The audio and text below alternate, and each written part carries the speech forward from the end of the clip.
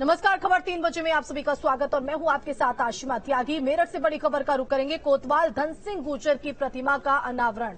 तो मेरठ से ये बड़ी जानकारी आपको बता रहे हैं। कोतवाल धन सिंह गुर्जर की प्रतिमा का अनावरण यहां पर किया गया। उपराष्ट्रपति जगदीप धनखड़ कार्यक्रम में मौजूद, तो सीएम योगी भी कार्यक्रम में मौजूद। तो इस वक्त की ये बड़ी जानकारी मेरठ से।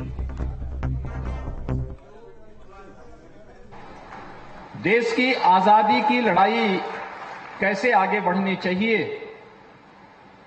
1857 में बैरकपुर में शहीद मंगल पांडे के द्वारा जो चिंगारी सुलगाई गई थी, उसका चरम अगर देखने को कहीं मिला था तो धरती उत्तर प्रदेश की धरती है, जहां पर मेरठ में उस प्रथम स्वतंत्र समर की ज्वाला को तेज करने के लिए कोतवाल धन सिंह गुर्जर उसको नेतृत्व दे रहे थे।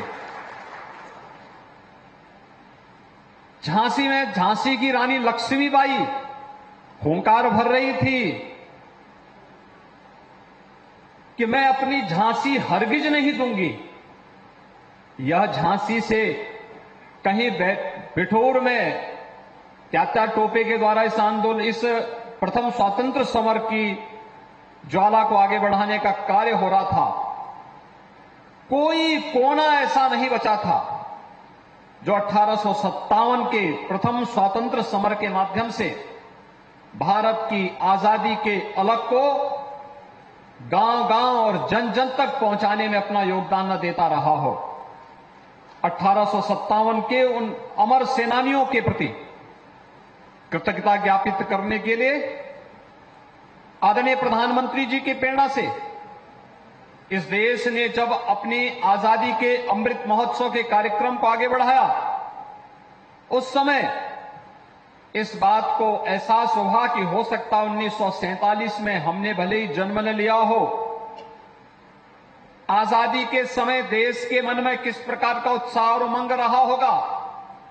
हो सकता है भारत के आन मान और शान का प्रतीक तिरंगा उस समय हर घर पे न लहराया गया होगा, लेकिन जब ये देश अपनी आजादी का अमृत महोत्सव मना रहा है, तब हर घर तिरंगा के माध्यम से हर भारतवासी भारत की आजादी के 75 वर्ष के उत्सव के साथ सहभागी बनकर के आजादी के अमृत महोत्सव कार्यक्रम में सहभागी बना था। भाइयों बहनों, आप सब ने देखा होगा, आजादी के मुख्य महोत्सव के अवसर पर आदरणीय प्रधानमंत्री जी ने इस देशवासियों को पंच प्राण की याद दिलाई थी। आजादी के अमृत काल में हम भारत को कहां ले जाना है, उसके लिए 5 प्रण जो प्रधानमंत्री जी ने हम सब के लिए घोषित किए, हर भारतवासी के लिए, उसमें एक विकसित भारत के निर्माण के लिए कार्य करना, गुलामी के अंशों को सर्वथा समाप्त करना, विरासत का सम्मान करना, एकता और एकात्मता के लिए कार्य करना और नागरिकों के अपने स्वयं के कर्तव्यों का एहसास होना। ये पंच प्रण हर भारतवासी को देश को एक सूत्र में पिरो करके दुनिया की एक महाशक्ति के रूप में स्थापित करने का वह सपना है जो 1947 में भारत को दुनिया की सबसे बड़ी ताकत के रूप में स्थापित करता है। और यही तो सपना इस देश के क्रांतिकारियों ने, स्वतंत्रता संग्राम सेनानियों ने राष्ट्रपिता महात्मा गांधी के नेतृत्व में लिया था। उसी सपने को साकार करने के लिए यहां पर कोतवाल धन सिंह गुर्जर के उन स्मृतियों को वर्तमान पीढ़ी में इस संचार होता रहे, उसकी नई प्रेरणा प्राप्त होती रहे। इन्हीं सब बातों को ध्यान में रख करके राज्य शासन ने तय किया कि स्टेट ऑफ आर्ट के रूप में यहां के पुलिस ट्रेनिंग स्कूल को विकसित करते हुए 300 से इसकी क्षमता को बढ़ाकर के 1600 करना। केवल पुलिस कांस्टेबल ही नहीं, अब इसमें सब इंस्पेक्टर और इंस्पेक्टर रैंक के अधिकारियों की भी ट्रेनिंग के कार्यक्रम को इसके साथ आगे बढ़ाने का कार्य होगा। और इसके लिए न केवल धनराशि उपलब्ध कराई गई, बल्कि शहीद कोतवाल धन सिंह गुर्जर की एक प्रतिमा का स्थापना का कार्यक्रम भी आज यहां पर संपन्न हुआ है। मुझे बताते हुए प्रसन्नता है कि हमारी उत्तर प्रदेश पुलिस ने उत्तर प्रदेश के अंदर बेहतरीन कानून व्यवस्था के माध्यम से उत्तर प्रदेश के परसेप्शन को बदला है। उत्तर प्रदेश आज से कुछ वर्ष पहले तक नाम ही सुनने में लोगों को भय लगता था। उत्तर प्रदेश जो भारत का हृदय स्थल है, उस उत्तर प्रदेश के बारे में लोगों को जानने की उत्सुकता तब थी, लेकिन आना और फिर यहां से सुरक्षित जाना, इसमें दुविधा जो रहती थी, उस दुविधा को उत्तर प्रदेश की दक्ष और प्रशिक्षित पुलिस ने आज कानून व्यवस्था की बेहतरीन स्थिति के माध्यम से सारी दुविधा को दूर करते हुए बेहतरीन कानून व्यवस्था के माध्यम से देश के अंदर निवेश के बेहतरीन गंतव्य के रूप में स्थापित करने के लिए अपनी भूमिका का निर्वहन किया। इसके लिए अलग अलग स्तर पर कदम उठाने पड़े।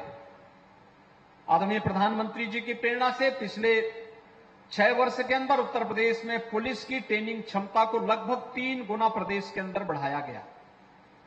1,64,000 से अधिक पुलिस कार्मिकों की भर्ती और उनके प्रशिक्षण के कार्यक्रम को सफलतापूर्वक आगे बढ़ा करके जहां इन कार्यक्रमों को आगे बढ़ाया गया, वही अगर कहीं पर अपराध की प्रकृति बदली है तो उसके अनुरूप उस प्रकार के कानून बनाने और उस प्रकार के इक्विपमेंट पुलिस फोर्स को उपलब्ध करा करके उन्हें प्रशिक्षित करने के कार्य भी किए गए। आज साइबर क्राइम के थाने हर जनपद में स्थापित हो रहे हैं।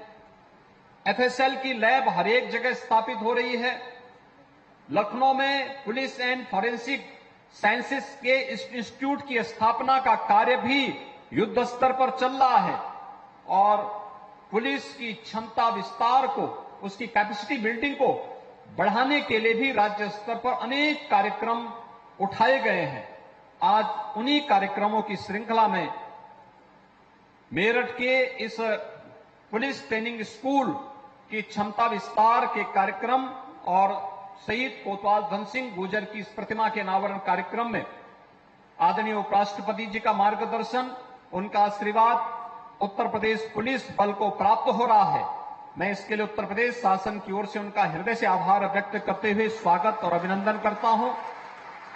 इस अवसर पर प्रदेश की हमारी आदरणीय राज्यपाल श्रीमती आनंदीबेन पटेल जी का मार्गदर्शन और उनका अभिभावकत्व जैसा सानिध्य हमेशा हमें प्राप्त होता है। आज वे स्वयं भी इस अवसर पर उपस्थित हैं। मैं उनका भी उत्तर प्रदेश पुलिस परिवार की ओर से हृदय से आभार व्यक्त करते हुए हृदय से स्वागत और अभिनंदन करता हूं। इस अवसर पर आदरणीय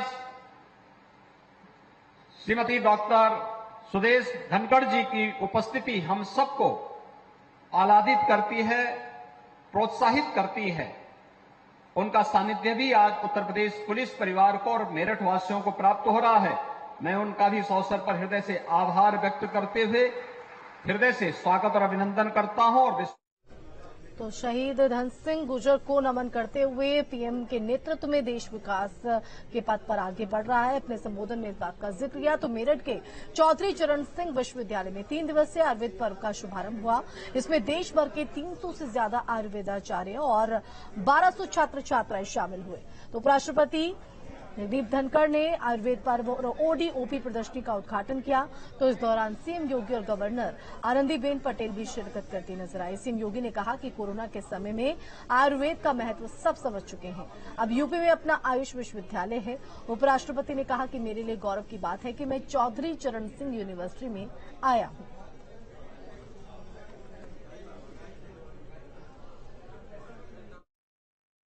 इस सदी की सबसे बड़ी महामारी में कोरोना को आयुर्वेद के महत्व को कौन नहीं समझा है, कौन नहीं समझा है। BMS doctor